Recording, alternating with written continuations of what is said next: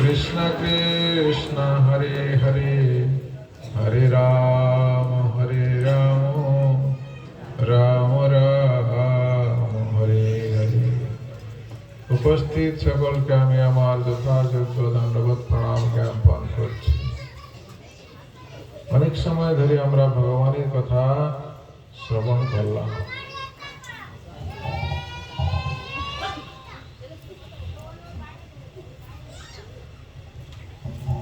আমরা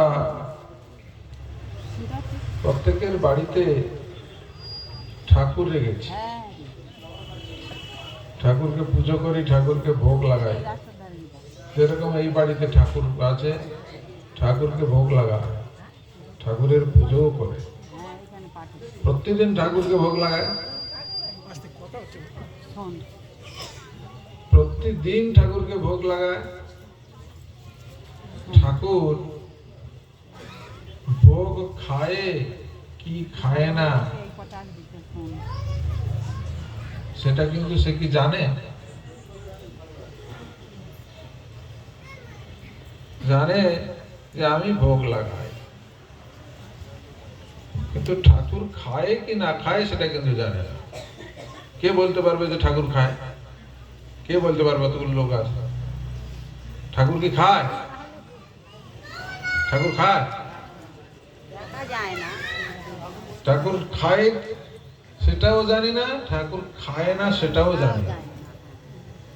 এটা আমাদের সন্দেহ আছে, কিন্তু আমরা ভোগ লাগিয়ে যাই। কেন ভোগ লাগাই?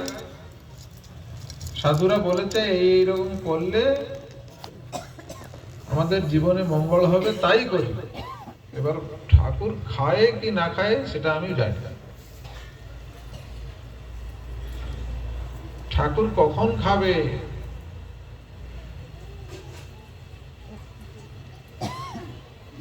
মহাপ্রভুর পার্ষদ ছিলেন মুকুন্দ দাস।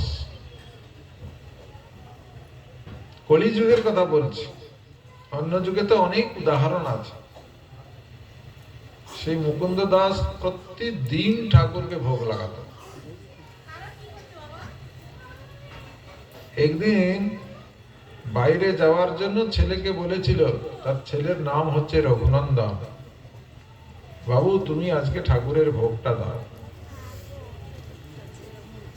বাবা বাইরে থেকে ফিরে এসে রঘুনন্দনকে বলছে, বাবু তুমি তো ভোগ দিয়েছিলে, প্রসাদ নিয়ে এসো তো। তখন রঘুনন্দন বলছে, ঠাকুর তো খেয়ে নিয়েছে।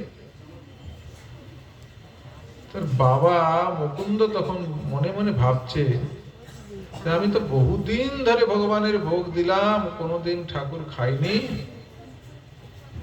আজকে ছেলে বলছে ঠাকুর খেয়ে নিয়েছে, এটা তো হতে পারে না, নিশ্চয় ছেলে খেয়ে নিয়েছে। তাহলে তার বাবা জানে যে ঠাকুর কোনদিন খায় না। ঠিক কথা বলছি তো? তাহলে আপনারা বলছেন খায়, সে এতদিন ধরে সারা জীবন ভোগ লাগে, বুড়ো হয়ে গেল, সে জানে যে কোনোদিন খায় না। তাহলে এই সন্দেহ নিরসনের জন্য তখন আবার ছেলেকে বলল, রঘুনন্দন তুমি আবার ভোগ লাগাও তো। এমন সময় ভোগের মাঝখানে তার বাবা মুকুন্দ তখন মন্দিরে প্রবেশ করেছে। গিয়ে দেখে সত্যিকারে ঠাকুর লাড্ডু হাতে নিয়ে অর্ধেক খাবার হয়ে গেছে। সেই মুকুন্দকে মহাপ্রভু জিজ্ঞাসা করেছিলেন। কে? মহাপ্রভু জিজ্ঞাসা করেছিলেন, মুকুন্দ তোমার ছেলে রঘুনন্দন তোমার পিতা, না রঘুনন্দন তোমার পিতা? বাবার ছেলে পিতা না পিতার ছেলে পুত্র? সকলেই জানে তো বাবার ছেলে হচ্ছে ছেলে, আবার বাবার ছেলে আবার পিতা হয় এই কথা কে জানে? কেউ বলবে কোনোদিন যে আমার বাপ? জগতের লোক জিজ্ঞাসা করলে হলে কে? কেউ বলবে কে আমার বাপ? ছেলেকে কোনোদিন বলবে কেউ? তো মহাপ্রভু সেই প্রশ্নটা করেছেন,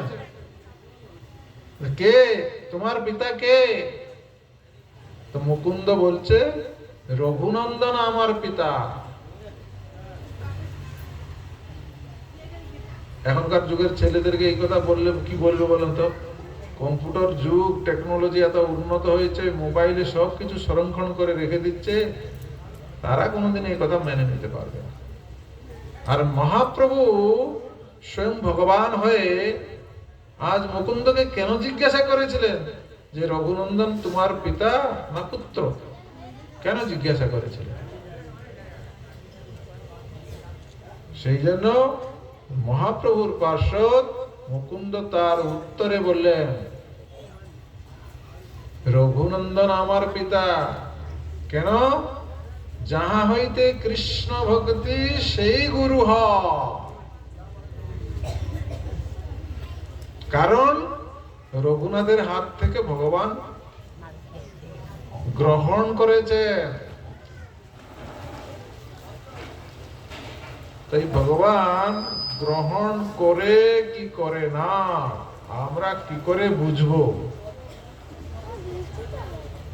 মোটর বন্ধ করে দাও, জল পড়ছে। শ্রীমদ ভাগবত গীতায়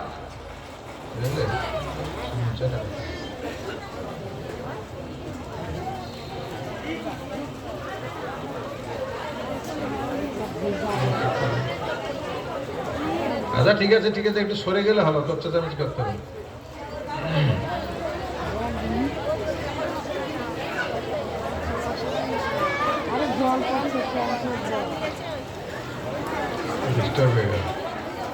আচ্ছা ঠিক আছে ঠিক আছে, ওইদিকে বসুন, ওইদিকে জায়গা আছে।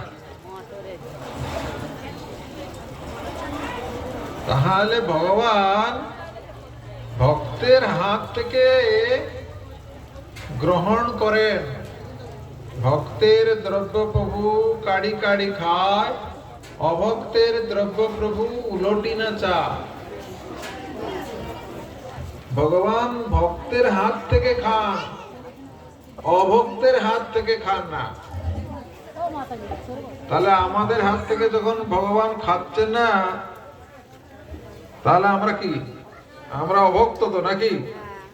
বাড়িতে তো প্রতিদিন ভোগ দেন, কত সুন্দর রান্না করে করে ভোগ দেন, ভগবান খান না। গীতায় একটা শ্লোক আছে, পত্রং পুষ্পং ফলং তোয়ং যুমি ভক্তা প্রদচ্ছতি তদহং ভক্তপহৃত অস্নামি প্রদতাত্মনঃ। এই শ্লোকটি ভগবান বলছেন, পত্র, পুষ্প, ফল আর জল যুমি ভক্তা প্রদচ্ছতি, যে আমার ভক্ত দায়। কি দেয় না? পত্র, পুষ্প, ফল আর জল দেয়। তদহং ভক্তপহৃত অস্নামি, সেই ভগতের দ্রব্য আমি খাই। অস্নামি মানে খাই, গ্রহণ করি। কিরকম ভক্ত? অস্নামি প্রযতাত্মনঃ। প্রযতাত্মন ব্যক্তি, নিবেদিত ব্যক্তি যদি আমাকে পত্র, পুষ্প, ফল, জল দেয়, তাহলে আমি খাই। অন্য কেউ দিলে আমি খাই না। কে বলছেন? ভগবান শ্রীকৃষ্ণ গীতায় বলছেন, নিবেদিত ব্যক্তি। যারা গৌড়ে মঠের দীক্ষা নিয়েছেন তাদের গলায় মালা আছে, তাই না? আর তারা যখন ভোগ লাগায় মন্দিরে, ভোগে কি দেয়? তুলসী পাতা দেয়। আর তুলসী পাতা না দিলে কি ভগবান খাবে না? হ্যাঁ, কেন তুলসী পাতা দিলে খাবে না? বিনা তুলসী প্রভু এক নাহি মানি, আমি গ্রহণ করি না। অন্নতে তুলসী, জলে তুলসী, ডাবে জলে তুলসী, শুক্তোতে তুলসী, ছানাতে তুলসী, লবণে তুলসী, লঙ্কাতেও তুলসী। কেন? না হলে ভগবান গ্রহণ করবেন না। আর আমি যদি আমার গলায় তুলসী না লাগাই, তাহলে আমি তো নিবেদিত নই। খালি আমি যেটা দেবো সেটা নিবেদিত হলে কি করে হবে? তাহলে ভগবান খাবে কি? খাবে না। তাহলে আমি ভগবানের কাছে নিবেদিত হতে হবে, আমাকে ভগবানের কাছে নিবেদিত হতে হবে, তবে ভগবান আমার গ্রহণ করবে। আর আমি যদি সেজে গুজে থাকি, কি আমি যদি সেজে গুজে থাকি, ভালো সুন্দর তিলক করলাম, একটু বাঁকা হয়নি, সুন্দর মালা পরালাম, কাপড় চোপড় একদম সুন্দর করে পরালাম, তাহলে আমার জিনিস কি ভগবান নেবে? এই জন্য আমাকে নিবেদিত হতে হবে। নিবেদন করি প্রভু চরণে তোমা, ভগবানের চরণে নিজেকে নিবেদন করুন। চলো চলো যাই, গৌড়ী মঠের মহারাজ ভালো কীর্তন করে একটু সময় কাটিয়ে দিয়েছে, তাই না? ও সব ফাঁকিবাজি কথা চলবে না, ভগবানের কাছে সমর্পণ করে দিতে হবে নিজেকে, তাহলে ভগবান যা দিচ্ছেন সেটা গ্রহণ করবে। আপনার অনেক ঐশ্বর্য আছে, আপনি ভগবানকে দিলে না ভগবান খাবেন, এটা হয় না। ভগবান আপনার জিনিস কেন খাবে বলুন তো? আপনি অনেক সুন্দর রান্না করে ভগবানকে দিয়েছেন, ভগবানের কোনো অভাব আছে কি? আমার আপনার অভাব আছে, কিন্তু ভগবানের তো কোনো অভাব নেই। আছে ভগবানের অভাব? ভগবান হচ্ছেন অনন্ত কোটি বিশ্ব ব্রহ্মাণ্ডের তিনি মালিক। আমি একটা বাড়ির মালিক, আমার কত অহংকার। আমি একটা যদি মেম্বার হতে পারি কত বড় অহংকার, একটা এমএলএ হলে কত বড় অহংকার, একটা এমপি হলে কত বড় অহংকার, হ্যাঁ? আর ভগবান হচ্ছেন এই রকম অনন্ত কোটি বিশ্ব ব্রহ্মাণ্ডের মালিক। 14টা ভুবন আছে, আমরা ভূলোকে বাস করছি, এর উপরে আবার 6টা আছে, নিচে আবার 7টা আছে। এই 14 ভুবনে আমরা বসবাস করছি, আমরা দেখতে পাচ্ছি না। ডায়মন্ড হারবার থেকে আমরা মনে করছি যে আমরা একটা ভালো বড় জায়গায় আছি। তো সেই রকম অনন্ত কোটি বিশ্ব ব্রহ্মাণ্ডের যিনি মালিক, তার তো কোনো অভাব নেই, তিনি আপনার জিনিস কেন খাবেন? কিন্তু খাবেন না। আপনি ট্রেনে যাচ্ছেন ফ্যামিলি নিয়ে, একটা লোক আপনার পাশে, তার সিট আছে, আপনার সঙ্গে খুব সুন্দর গল্প টল্প করছে, আপনাকে ভালোবেসে, আমিও চা খাচ্ছি, আপনি একটু চা খান না, ঠান্ডার সময় তো একটু খেলে অসুবিধা কি আছে? আপনি খাবেন? আপনার দ্বিমত হবে, খাবো কি খাবো না, কি দিয়েছে কি নেই, সন্দেহ তো হবেই। কেন সন্দেহ হবে? আর আপনার ছেলে যদি নিয়ে এসে চাটা দিয়ে দেয়, আপনি সঙ্গে সঙ্গে চুমু দিয়ে দেবেন। কেন? সম্বন্ধ আছে, ছেলের সঙ্গে সম্বন্ধ আছে, আর ওই লোকটার সঙ্গে সম্বন্ধ নেই। আপনি ভগবানকে ভোগ দিবেন, ভগবানের সঙ্গে আপনার সম্বন্ধ হয়েছে, আপনার জিনিস কেন খাবে? সম্বন্ধ না হলে ভগবান আপনার জিনিস কেন খাবে? তার তো কিছু অভাব নেই। সম্বন্ধ হলে তিনি সঙ্গে সঙ্গে খেয়ে নিবেন। তদহং ভক্ত প্রহৃত অস্নামি প্রদত্তাত্মনা, আমি সঙ্গে সঙ্গে তা গ্রহণ করি। দেখেছেন ভগবান যখন দ্বারকায় ছিলেন, তখন সুদামা বিপ্র গিয়েছিলেন। কেন গিয়েছিলেন সুদামা বিপ্র জানেন? সুদামা বিপ্র মানে ব্রাহ্মণ, তার শরীরটা আমার মতো এরকম বেশ মোটা সোটা ছিল না, একদম পাতলা, শরীরের পাঁজরাগুলো দেখা যেত, কাপড় চুপড়োগুলো একদম জীর্ণ, অনেকদিন ধরে ময়লা লেগে আছে, ছিদ্র হয়ে গেছে, তার অভাব ছিল। কিন্তু সে প্রতিদিন তার স্ত্রীর কাছে কৃষ্ণের কথাই বলতো। কৃষ্ণ তার বন্ধুকে রকম, সেই কথাই তার স্ত্রীর কাছে বলতো। তার স্ত্রী বলছে প্রতিদিন কৃষ্ণের কথা ঘেনে ঘেনে ঘেনে ঘেনে করছে, আর আমাদের বাড়িতে খাবার নেই, কোনো কিছু নেই, এর কোনো চিন্তা নাই, শুধু এর কথাই বলছে। আর যদি এর কথা এত বলতে হয় তোমাকে, তুমি যাও না, কৃষ্ণ তো দ্বারকার রাজা হয়েছে, কিছু নিয়ে এলে তো আমাদের অভাব মিটে যায়, এত কথা শোনাচ্ছ কেন? তার কথা শুনে কৃষ্ণ দ্বারকায় গিয়েছে। যাবেন, চিন্তা করলেন যে তা আমার তো কিছু নেই, অভাব আমার বন্ধুর জন্য আমি কি নিয়ে যাব? খুদ ভাজা নিয়ে গেছিলেন। খুদ জানেন তো, এখন গরুকে ভিজিয়ে খেতে দিতে হয়, মানুষ তো কেউ খায় না, রেশনের চাল বিক্রি করে দেয়, আর খুদ খাবে কি? সেই খুদ ভাজা নিয়ে গেছিলেন। কার জন্য? বন্ধুর জন্য নিয়ে গেছিলেন।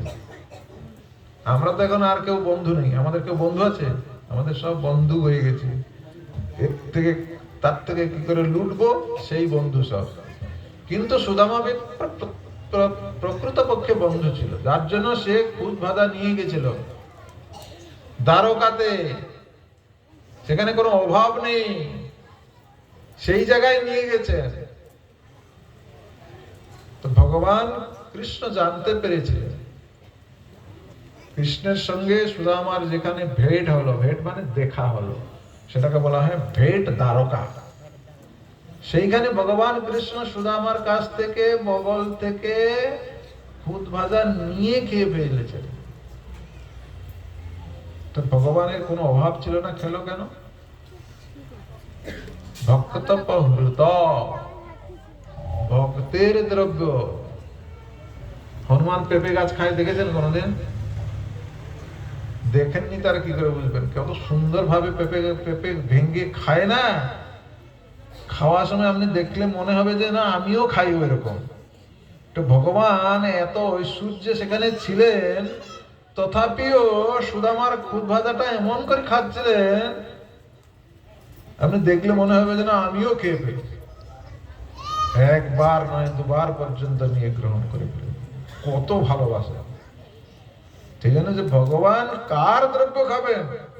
আপনি তো ভোগ দিচ্ছেন, ভগবান খাচ্ছেন কি না খাচ্ছেন সেই চিন্তা তো আপনার নেই, শুধু দিয়ে যাচ্ছেন। এই জন্য বললেন প্রযতাত্মনা। আমাদেরকে প্রযতাত্মনা হতে হবে, নিবেদিত হতে হবে, ভগবানের চরণে নিজেকে সমর্পণ করে দিতে হবে। মারবে রাখবে जो ইচ্ছা তোহার, নিত্য দাস প্রতি তোয়া অধিকার। ভক্ত এই আকাঙ্ক্ষা করছে ভগবানের কাছে। কেন? ভগবানকে ভুলে গিয়ে সে এই জগতে এসে এমন কষ্ট পাচ্ছে, ত্রিতাপে দগ্ধীভূত হচ্ছে যে সে ভগবানের কাছে প্রার্থনা করছে যে আমার আর কোনো কিছু চাই না। মার হবে রাখ হবে, তুমি যে আমাকে জন্ম দিয়েছো, তুমি আমাকে আমার মৃত্যু লিখে রেখেছো, যা কিছু করবে সব তোমার। এ কখন হবে?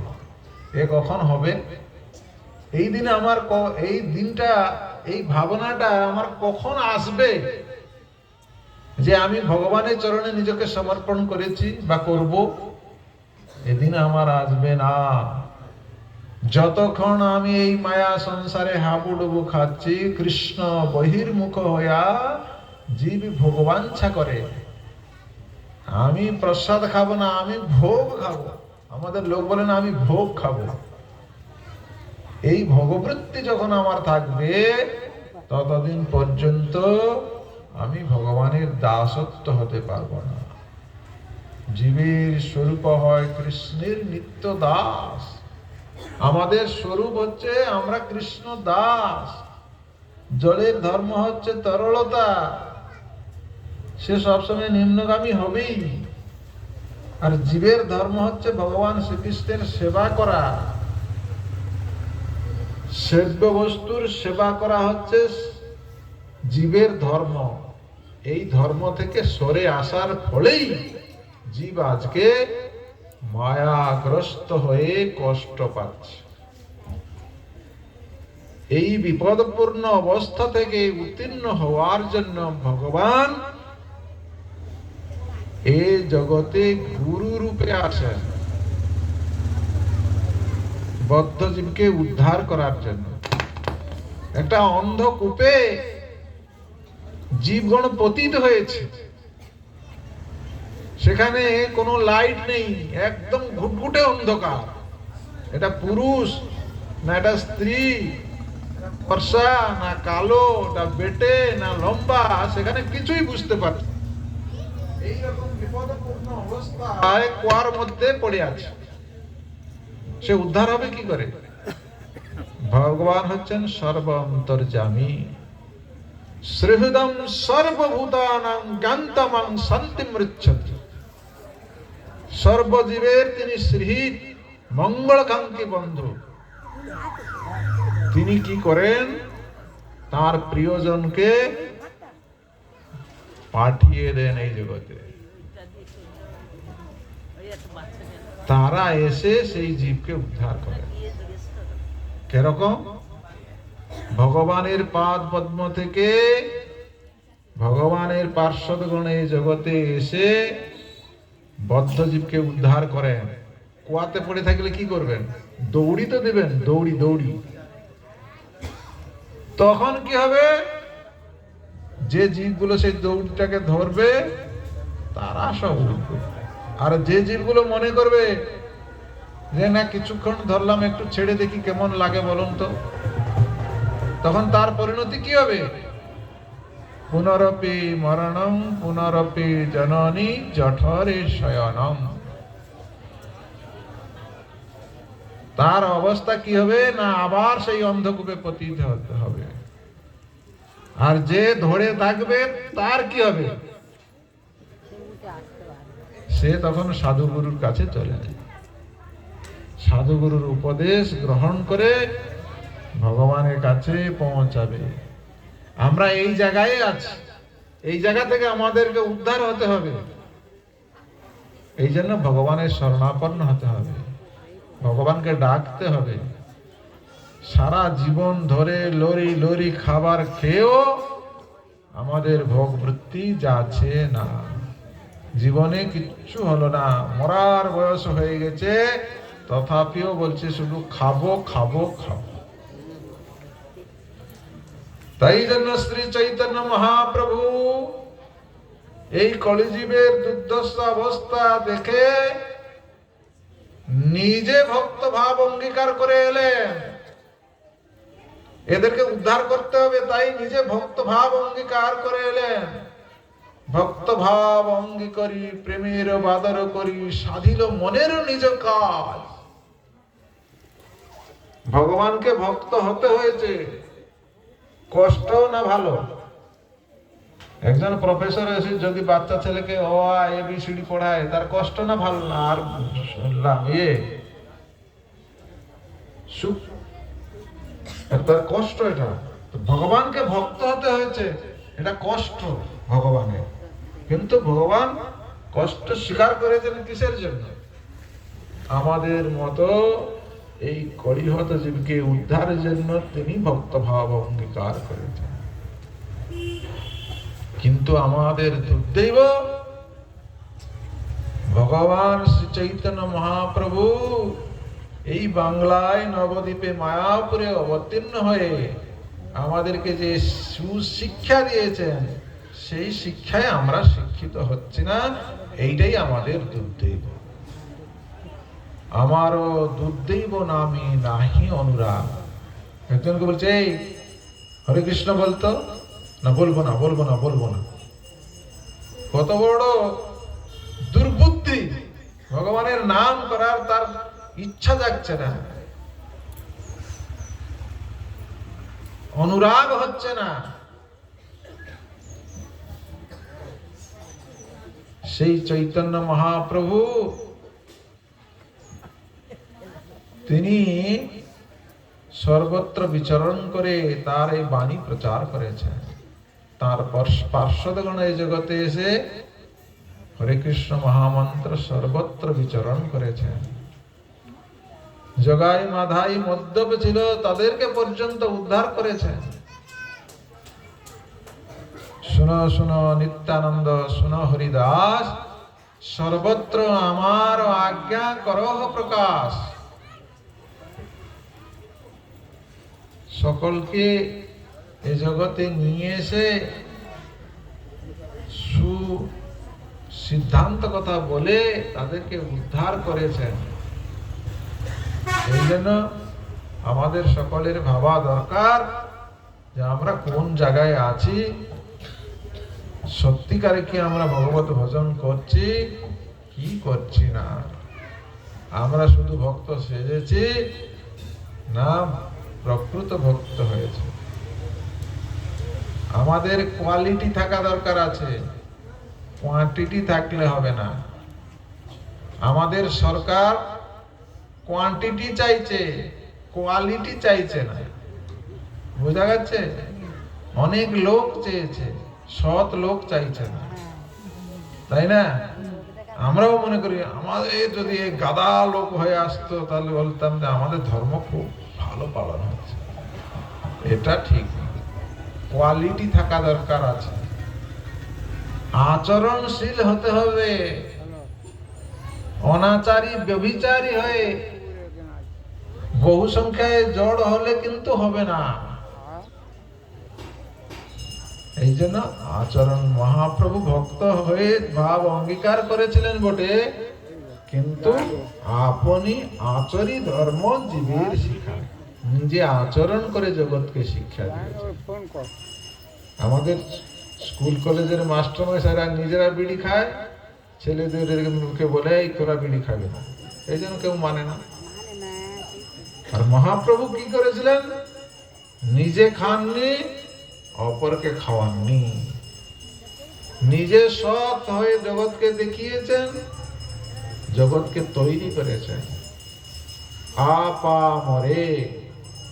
এই জন্য এই ধর্ম যাজন করার জন্য কোনো যোগ্যতার প্রয়োজন নেই, কোনো ঐশ্বর্যের প্রয়োজন নেই, কোনো উঁচু করে জন্মগ্রহণ করতে হবে তার কোনো প্রয়োজন নেই, কোনো দেখতে সুন্দর হতে হবে তারও প্রয়োজন নেই।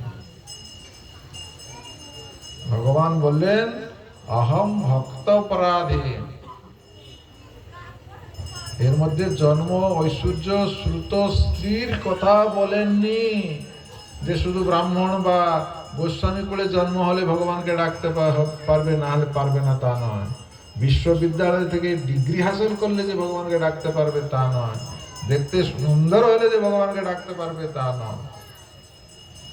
তার প্রচুর টাকা আছে সেই ভগবানকে ডাকতে পারবে তাও নয়। তাহলে ভগবান কি বললেন? আমার ভক্ত হতে হবে।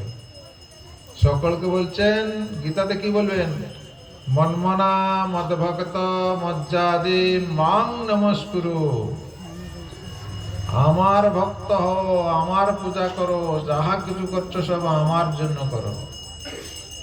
আজকে আমরা এইখানে কৃষ্ণ পূজা করলাম, কালকে আবার গিয়ে অন্য জায়গায় কালী পুজো করবো, তারপরে আত্মীয় বাড়িতে গিয়ে দুর্গা পূজা করব, তারপরে ছেলে বউর বাড়িতে গিয়ে মনসা পূজা করব। একলা ঈশ্বর কৃষ্ণ আর সব ভৃত্য। এই জ্ঞান যতদিন পর্যন্ত না আসবে ততদিন আপনি ভগবানের শরণাগত হতে পারবেন না। রাখে হরি মারে কে, এই কথা তো মুখে বললে হবে না, ভগবানের কাছে নিজেকে সমর্পণ করতে হবে। জানেন, একটা ছোট্ট গল্প আছে, শেষ করে দেবো। আপনারা মনে করছেন অনেক টাইম হয়ে গেছে, আমি বুঝতে পেরেছি। একটা ছোট্ট গল্প আছে। আমরা হিন্দুরা অনেক দেবদেবতা আরাধনা করি, করি কি করি না? করি তো। কালী পুজো করি, দুর্গা পুজো করি, মনস পূজা করি, গণেশ পুজো করি, সরস্বতী পুজো করি, আরো অনেক কিছু করি। তো বদ্রীনারায়ণ ধামে গিয়েছেন? বদ্রীনারায়ণ হচ্ছে সমতল থেকে 10,000 ফুট উঁচুতে আছে। সেখানে প্রচুর ঠান্ডা, 6 মাস বরফ থাকে, তারপরে আবার খুলে যায়। সেই পাহাড়ের উপরে ডাকা হয়েছে। সমস্ত ধর্মাবলম্বীদেরকে এক একজনকে ডাকা হয়েছে। বুঝতে পারছেন কি বলছি? হিন্দু, খ্রিস্টান, জৈন, বুদ্ধ, মুসলিম ইত্যাদি যত মতাবলম্বী লোক আছে সকলকে এক একজন করে ডাকা হয়েছে। আর ওই পাহাড় 10,000 ফুট উপর থেকে বলা হয়েছে লাভ দিতে, আর লাভ দিতেই হবে, সেই জন্যই গিয়েছে।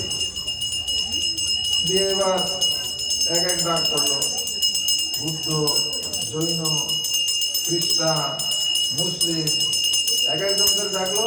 আর তারা তাদের আরাধ্য দেবকে ডেকে তারা উদ্ধার পেয়ে গেল। মুসলিম আল্লাহ বললো, আল্লাহ তাকে রক্ষা করে দিল। বুঝতে পারছেন আমার কথা? তো ওপর থেকে যেই রাজনীতি তাকে ধরেছিল, আর কিছু হয়।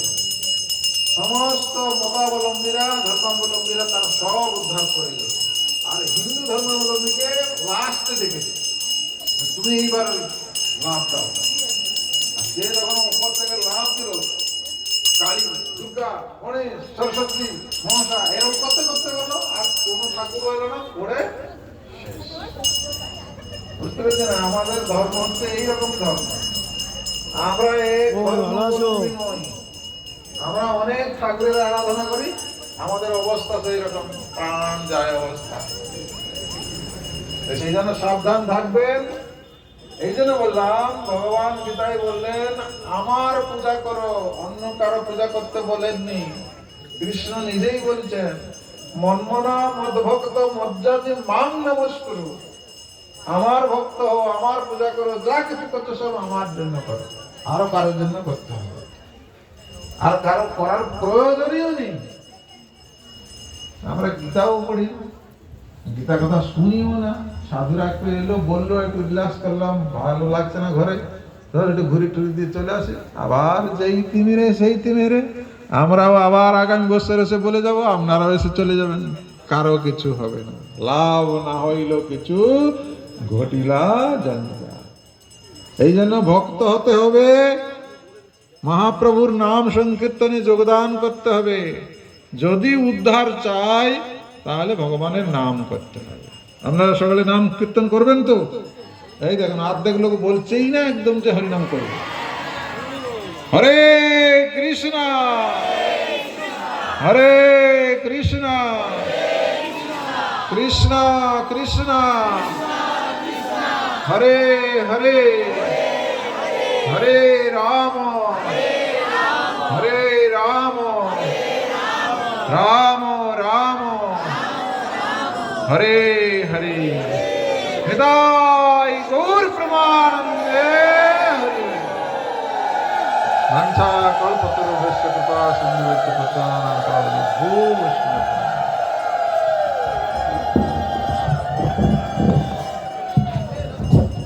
হ্যালো,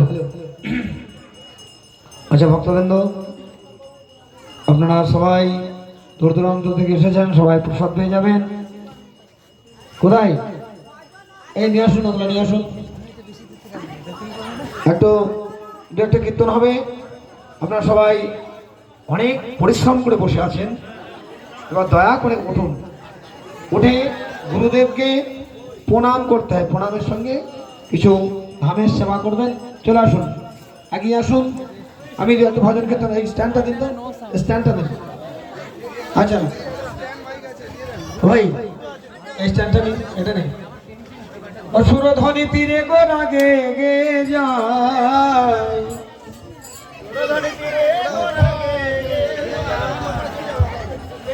সুরধ্বনি তীরে গোরা গে গে যায়। তোরা দেখবি যদি আয়, তোরা দেখবি যদি আয়। না, একটু করে দেন, একটু উলুধ্বনি দিন, ভক্ত তত্ত্ব দিচ্ছে।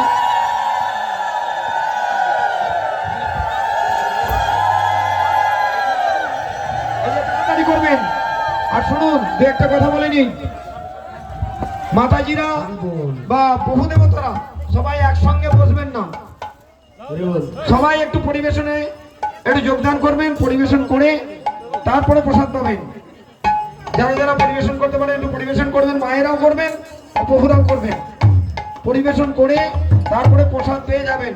সুরধ্বনি তীরে গোরা গে গে যায়, সুরধ্বনির তীরে গোরা গে গে যায়। দেখবি যদি আয়, তোরা দেখবি যদি আয়, তোরা দেখবি যদি আয়, তোরা দেখবি যদি আয়। ও সুরধ্বনি তীরে গোরা গে গে যায়, সুরধ্বনির তীরে গোরা গে গে যায়। দেখবি যদি আয়, তোরা দেখবি যদি আয়, তোরা দেখবি যদি আয়, তোরা দেখবি যদি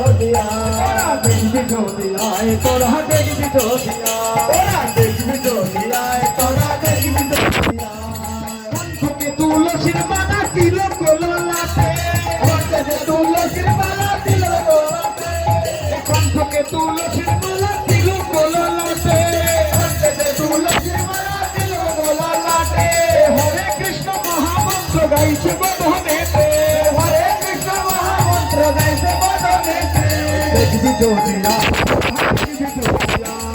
দেখবি জোদিয়া তোরা দেখবি জোদিয়া দেখবি জোদিয়া তোরা দেখবি জোদিয়া তোরা দেখবি জোদিয়া তোরা দেখবি জোদিয়া নাচিয়া নাচিয়া তোরা হাতে তালি দিয়া নাচিয়া নাচিয়া তোরা হাতে তালি দিয়া নাচিয়া নাচিয়া তোরা হাতে তালি দিয়া নাচিয়া নাচিয়া তোরা হাতে তালি দিয়া গোবিন্দ গোপাল ঘুরিয়া ফিরিয়া গোবিন্দ গোপাল বলে ঘুরিয়া ফিরিয়া দেখবি জোদিয়া তোরা দেখবি জোদিয়া তোরা দেখবি জোদিয়া তোরা দেখবি জোদিয়া তোরা দেখবি জোদিয়া গায়ে আছে নামা বলি পরনেতে ধুতি গায়ে আছে গানা বলি পরনেতে ধুতি গায়ে আছে নামা বলি পরনেতে ধুতি গায়ে আছে গানা বলি পরনেতে ধুতি ধুতি ধুতি সয়ঙ্গ মহান মূর্তি ধুতি ধুতি সয়ঙ্গ মহান মূর্তি দেখবি জোদিয়া তোরা দেখবি জোদিয়া তোরা দেখবি জোদিয়া তোরা দেখবি জোদিয়া তোরা দেখবি জোদিয়া চন্দন চর্চিত অঙ্গ উজ্জ্বল বড় চন্দন চর্চিত অঙ্গ উজ্জ্বল বড় চন্দনে চর্চিত অঙ্গ উজ্জ্বল বড় চন্দন চর্চিত অঙ্গ উজ্জ্বল বড় বিশ্ব উদ্ধারি লয় আজ সুখী নন্দন বিশ্ব উদ্ধারি লয় আজ সুখী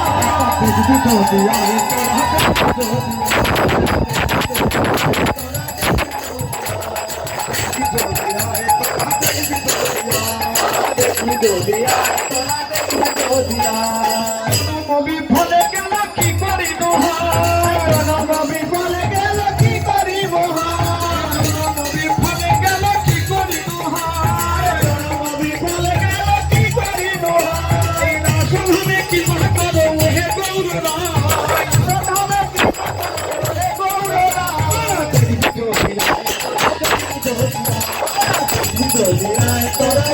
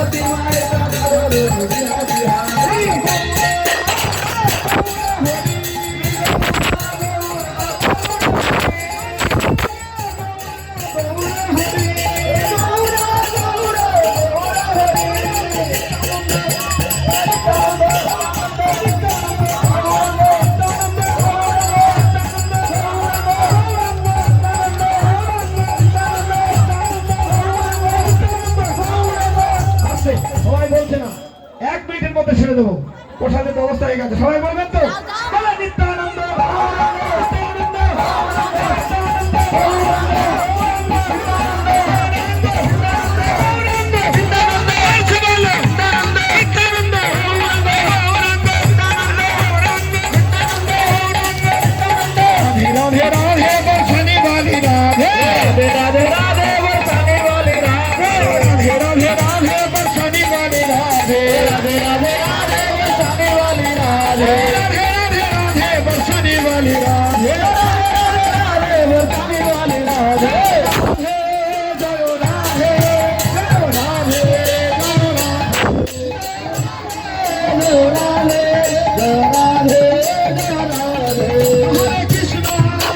কৃষ্ণ কৃষ্ণ হরে হরে হরে রাম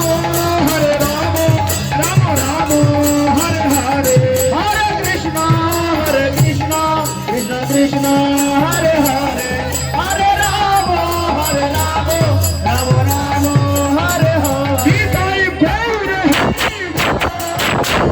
হরি বল হরি বল হরি বল হরি বল